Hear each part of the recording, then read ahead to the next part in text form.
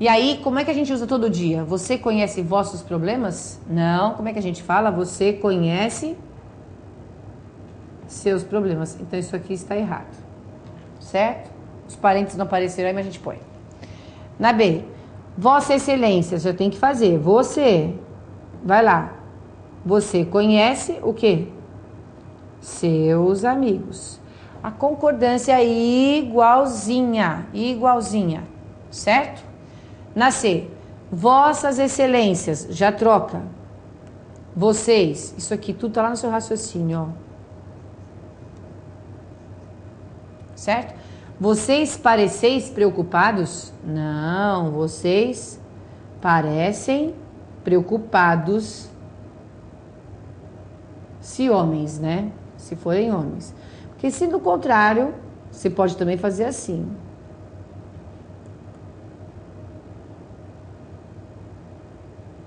Preocupadas, para se referir a quem? A mulheres, certo? Então, os adjetivos, estão vendo aí o participo adjetivo de que eu falei, né?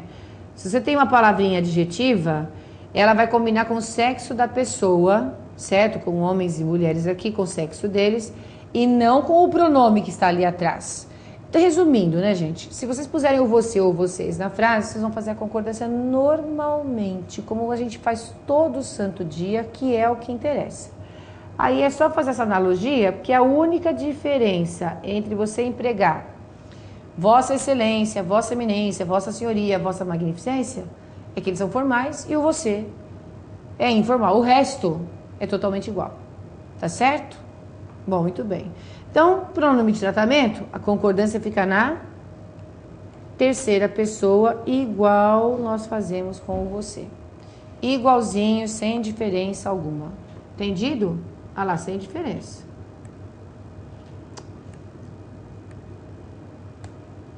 Pronto. Tá aí. Tinha em casa 2 garrafas pérolas. Presta bem atenção. Isso aqui está certo ou está errado? No anterior, se eu não coloquei, estavam todas erradas, tá? Vocês viram que eu corrigi todas elas, né? Todas as 3 erradas. Agora aqui. Tinha em casa 2 garrafas pérolas. Está certo ou está errada essa construção que eu fiz? Está errada. Comprou 2 blusas cinzas. Certo ou errado? Vocês acham? Errado. Tinha 2 lindos ternos vinho. Pô, aqui ficou bacana pra caramba, tá tudo certo. Agora, por quê? Por quê?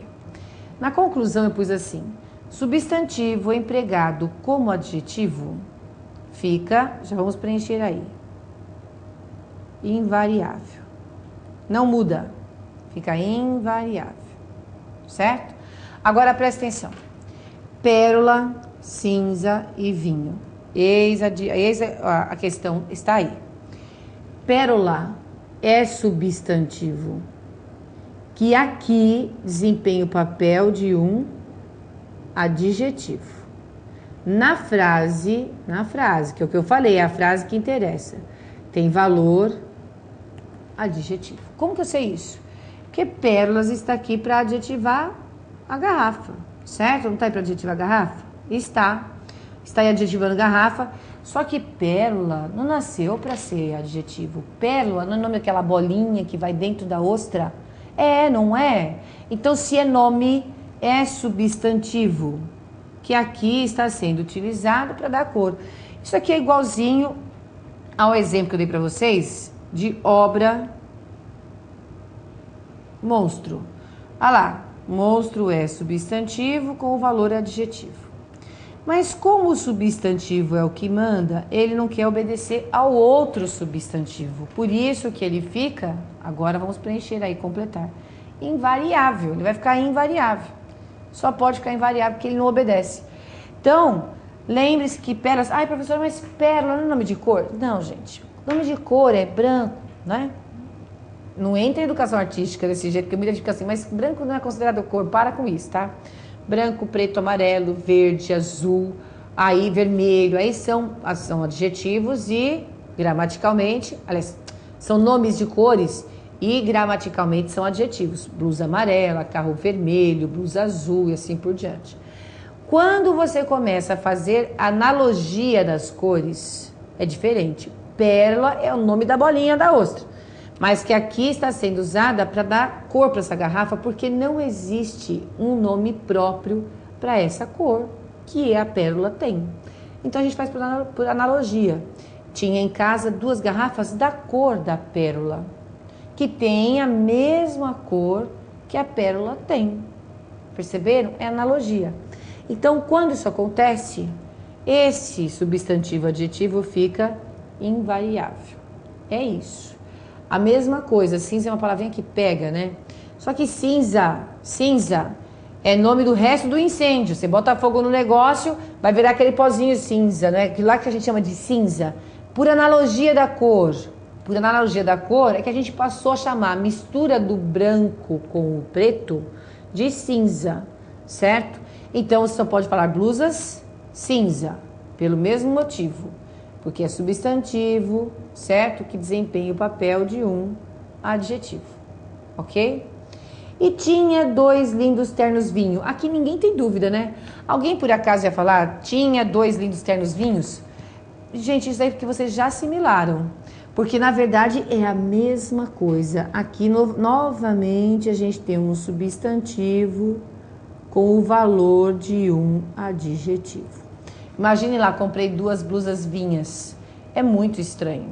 Então, substantivo, como na obra Monstro, certo? Que desempenha papel de substantivo, de adjetivo, fica invariável. Combinado? Combinado, né? Muito bem. Nós já estamos repondo o nosso tempo, né? Faz um tempinho, inclusive. Mas eu só vou terminar essa parte aqui e eu já vejo as perguntas de vocês. Olha lá. Flexão dos adjetivos compostos. Vamos gravar só a primeira parte. Então, quando a gente tem um adjetivo composto desta forma aqui, não precisa decorar isso não, vocês vão entender já, que é facinho. É assim, ó, vamos completar já direto. Uma camisa verde clara. Olha, esse adjetivo aqui é um adjetivo composto. Um adjetivo composto, tá pequenininho aí, mas o que eu escrevi foi isso, é um. Portanto, é uma característica só. A gente usa 2 palavras, mas justamente por isso que vai o hífen, porque não são 2 coisas diferentes. Verde claro é a cor, é o verde que está clarinho aí, certo? É uma cor só da camisa. A camisa não tem o verde e o claro, ela só tem o verde claro. Então, é uma característica só. E, veja bem, sendo característica, com hífen ou sem hífen, porque você pode ter um adjetivo composto sem hífen. Vocês se lembram que eu falei isso na outra aula, né? Quando a gente escreve lá, negociação, por exemplo. Olha lá, negociação socioeconômica. Vejam, é social e econômica essa negociação. Só que como está acontecendo ao mesmo tempo, a gente existiu essa formação de palavra, ficou socioeconômica. Então vejam, são 2 elementos aqui que juntos atribuem apenas um adjetivo a essa negociação. A diferença é que socioeconômica não apresenta hífen e verde clara apresenta hífen. Mas vejam que a concordância vai ser feita do mesmo jeito. Feminino singular para combinar com o feminino singular. Então, vocês vão fazer de conta que esse hífen não está aqui. Faz de conta que esse hífen não está aí. Camisa verde clara, pronto. Só faz a concordância do último elemento, certo? No caso, passando para o plural, vai ficar 2 camisas verde claras. Olha lá, eu só faço o finalzinho concordar com camisas do mesmo jeito que nós fizemos aqui embaixo, só se economicar para negociação. Um terno amarelo claro, 2 ternos, como é que vai ficar aqui agora? Amarelo, não mexe aí, não mexe, não mexe. Quem fez a gramática já pensou, foi para o feminino, variou, né? Assim, não é masculino, é invariável, esquece o hífen aí, mantém. 2 ternos amarelo claros. Faz a concordância aqui. É aí que você vai fazer a concordância. Certo? Pronto. É bem simples isso, nada de difícil. Olha, a mesma coisa. um conflito sino-russo-americano. Só interessa o final. Como é que vai ficar então? 2 conflitos, vou usar aqui embaixo, ó, sino-russo-americanos. Pronto, fiz o finalzinho, combinar com conflitos. Com hífen, tudo igual. Uma questão analítico-expositiva. Vamos lá. 2 questões, uma coisa só. Analítico-expositivas. Para fazer a concordância aqui. O deputado democrata cristão. Vou fazer direto lá, ó. Os deputados democrata cristãos para concordar com deputados. Certo? Só varia o final como se fosse um adjetivo simples. Não importa se existe o hífen ou não, porque a concordância é a mesma. É a mesma. A mesma. Certo? É a mesmíssima, não tem diferença. Muito bem. E aí, ó, a gente vai fechar aqui. Terno verde claro, camisa verde clara. Mesma coisa, só combina o final. Sapato marrom escuro. Camisa, pessoal. Marrom, não mexe no marrom. Escura. Essa escura ficou horrível. Mas é escura, você só vai combinar o finalzinho, normalmente, com um adjetivo simples. E casaco amarelo escuro, saia amarelo escura. Pronto, acabou. O resto você manteve. Aí, a gente vai ver o caso 2 na próxima aula. E vocês vão ver que quando tiver um adjetivo lá no fim, que nem caixa verde abacate, você não vai falar 2 caixas verde abacates, não é? Senão você vai começar a contar abacate na caixa, e não é isso. É a cor. Então, aí a gente volta. Ternos vinho, não é isso? Caixas vinho, caixas verde abacate.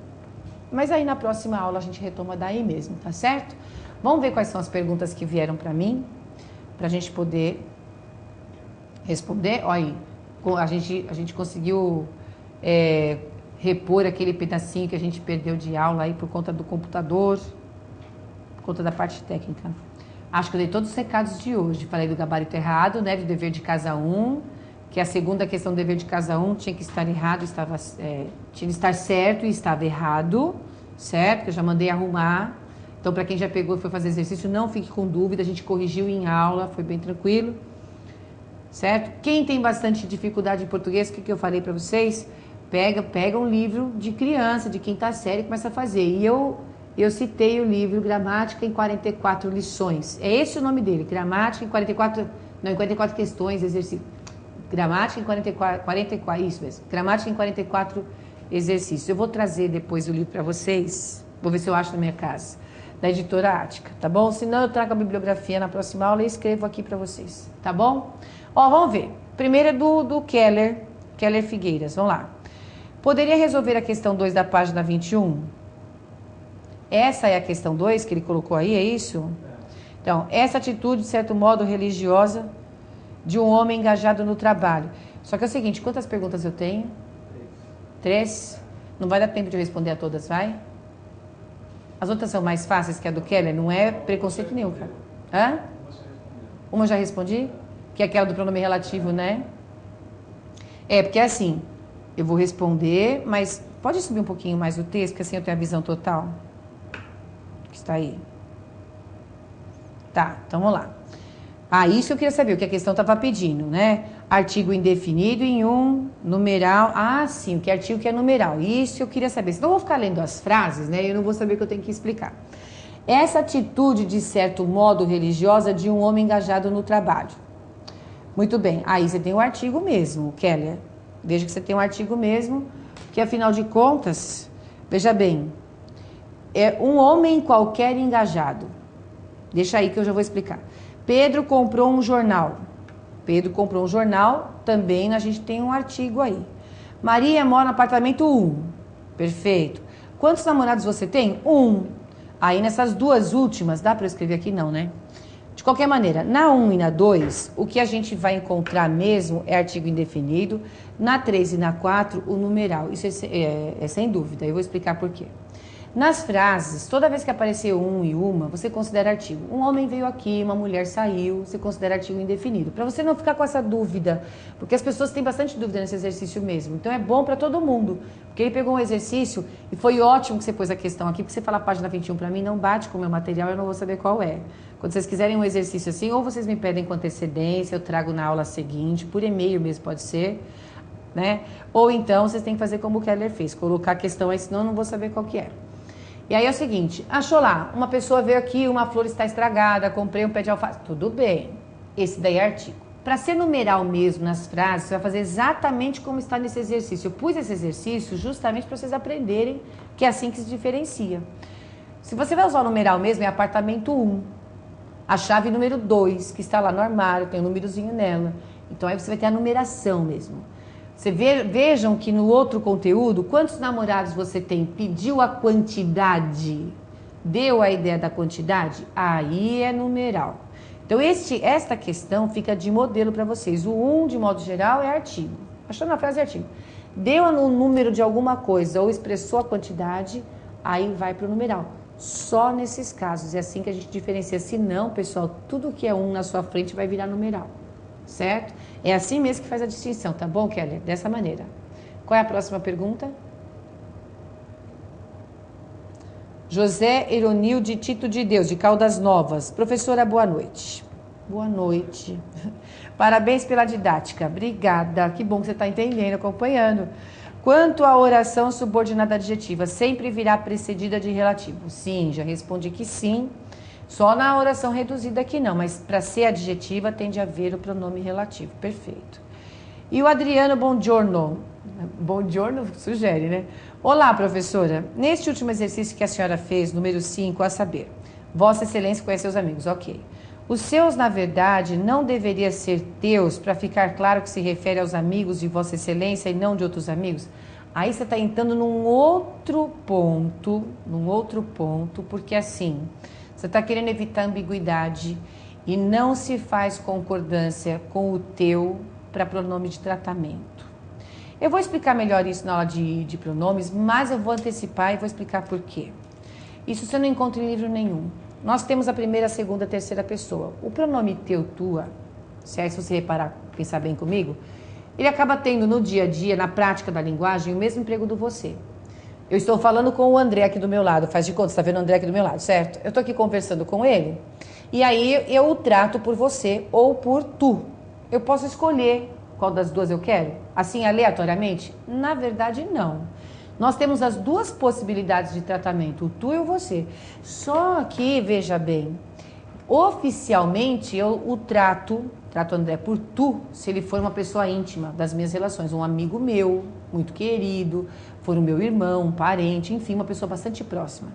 E eu só o tratarei por você se ele não for próximo ou se eu quiser manter um distanciamento de relacionamento com ele, certo? Veja só, os pronomes de tratamento formais, eles existem justamente para fazer o distanciamento dessa relação. Você não pode ter intimidade com autoridade alguma. Esses pronomes de tratamento só são utilizados para as autoridades. Você não vai te chamar de Vossa Excelência o seu pai, percebe? Então, como ele é autoridade, você não pode fazer a concordância com o teu. Senão você vai criar a formalidade que pede o distanciamento do relacionamento, você não pode ter amizade com ela. E, entende o que eu quero dizer? Na formalidade, você não pode ter amizade. Fora da formalidade, fora do congresso, fora daquela situação formal, você pode ter amizade que você quiser. Ali, dentro da formalidade daquela situação formal, não. Então, o que acontece? Você não pode fazer a concordância com o teu, tua, nem com o vosso, vossa. Você tem de fazer a concordância com o seu, sua. É assim mesmo. Não pode alterar isso aí. E não vai dar essa ambiguidade justamente, ou melhor, mesmo que dê, que eu entendi o que você quis me dizer aí, ainda assim você só poderá fazer essa concordância por conta do distanciamento da relação. Entendido? Pela formalidade. É isso. Quem mais? Mais alguém? Acabou? Só isso? Então, pessoal, ótima semana para vocês. O dever de casa número 2 só tem concordância e o número 3 vai só com concordância de novo. Vou dar as mesmas questões porque a gente não saiu da concordância ainda, tá bom? E já foi material novo, hein? Hoje eu mandei, daqui a pouco tá lá no site. Um beijo, até mais.